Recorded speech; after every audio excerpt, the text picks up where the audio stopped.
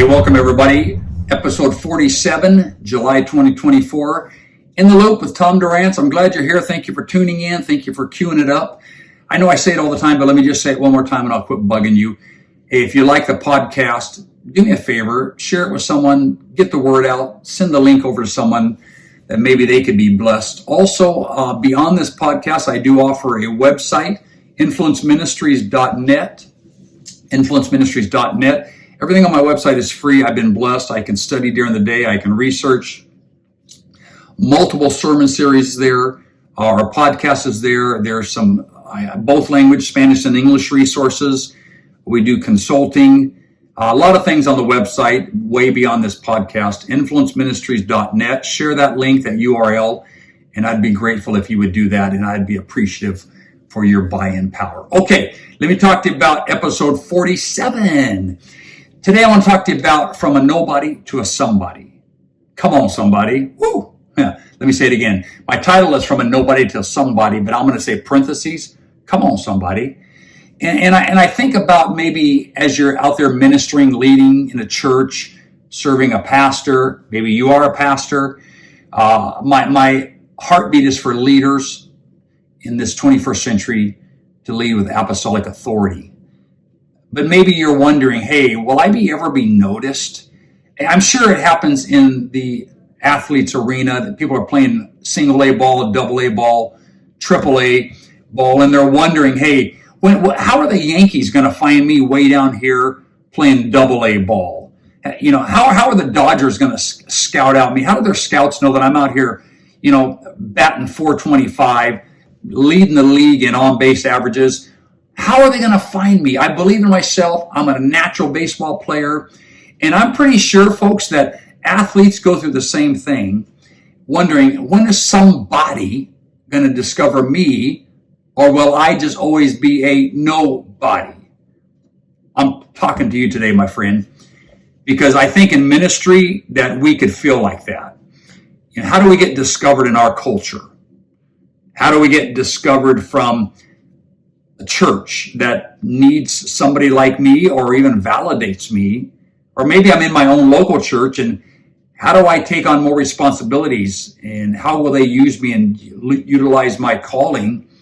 Well, let me talk to you about that, but let me give you some biblical history, the backstory, to help you feel better maybe. In the Bible, the book of Jude only contains 25 verses. Philemon contains 25 verses. The book of Obadiah contains 21 verses. I'm going to say in the secular world, I'm going to say like sentences, okay?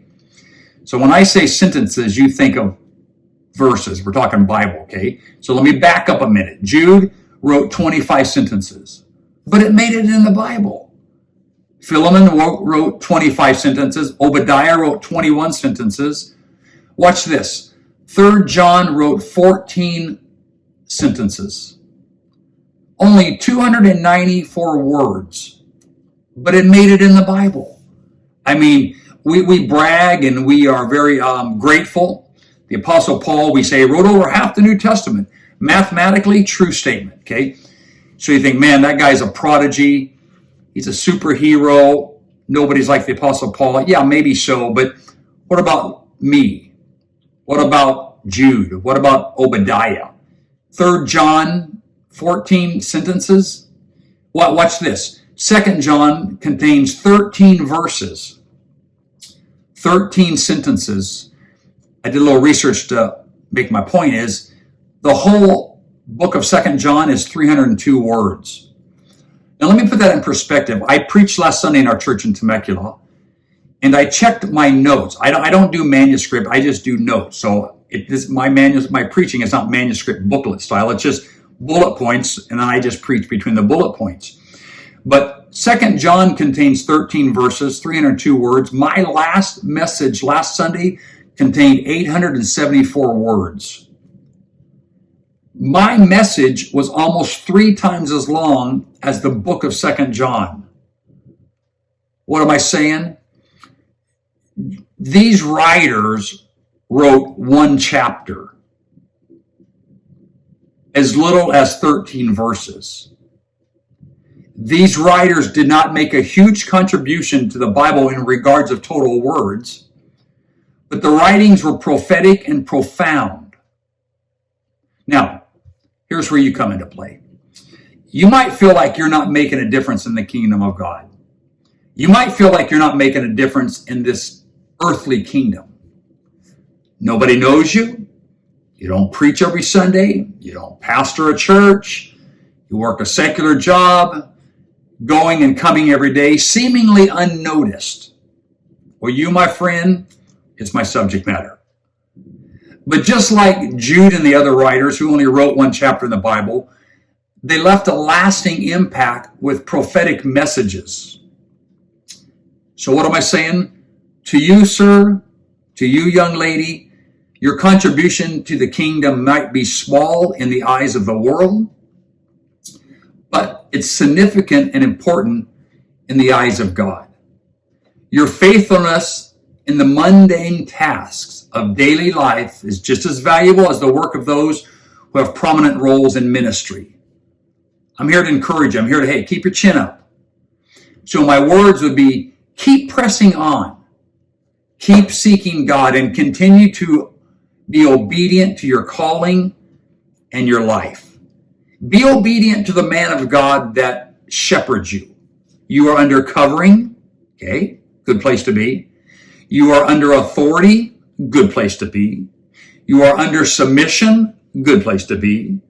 You are dedicated, a great place to live. So you may never know the full extent of the impact that you are making in the kingdom, but, my friend, trust that God is using you in ways that you cannot see or understand.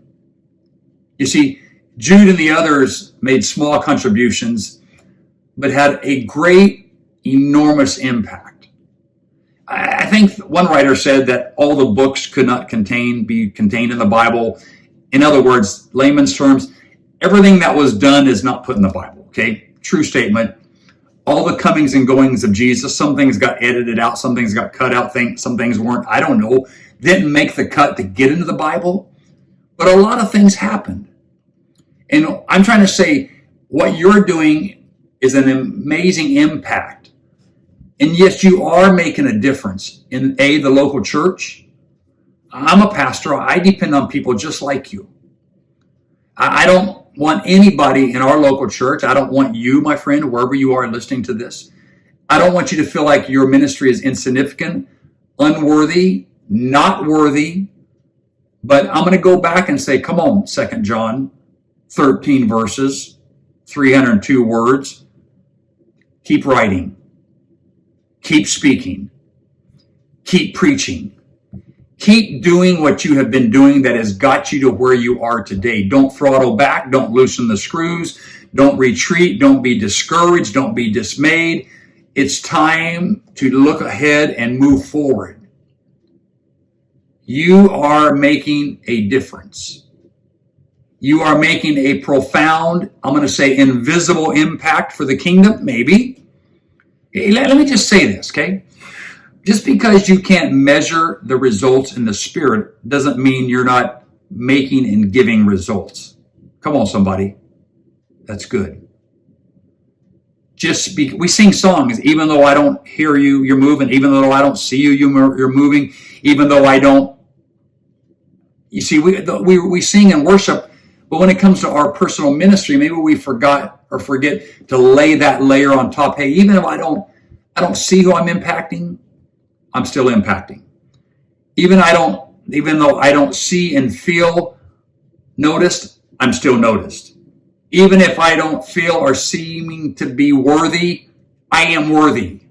Yes, you are. The purpose of From My Nobody to Somebody in this July episode is to validate you, Jude, Philemon, Obadiah, 3 John, 2 John.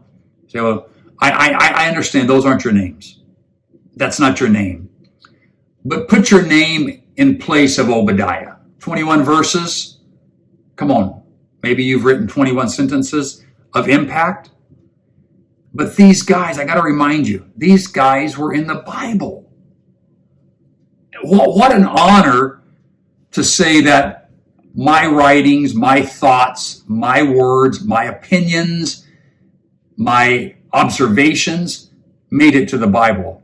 Come on, I would be honored if it was just like the book of Tom Durant's, chapter 1, verse 1, and then there's nothing else. To know that I made the cut would inspire me to heights that I normally couldn't climb. So come on, young leader. Come on, seasoned leader. Come on, department head, head usher. Come on, pastor. You are somebody. God has ordained you. He has called you. He has earmarked you. He has chosen you. He has selected you. Come on, the words go on. And you are something in the sight of God. Okay, I'm done. God bless you guys. Have an amazing summer. Stay safe out there. Keep working for God. Again, thank you for tuning in. Share my podcast. Hey, may God bless us all.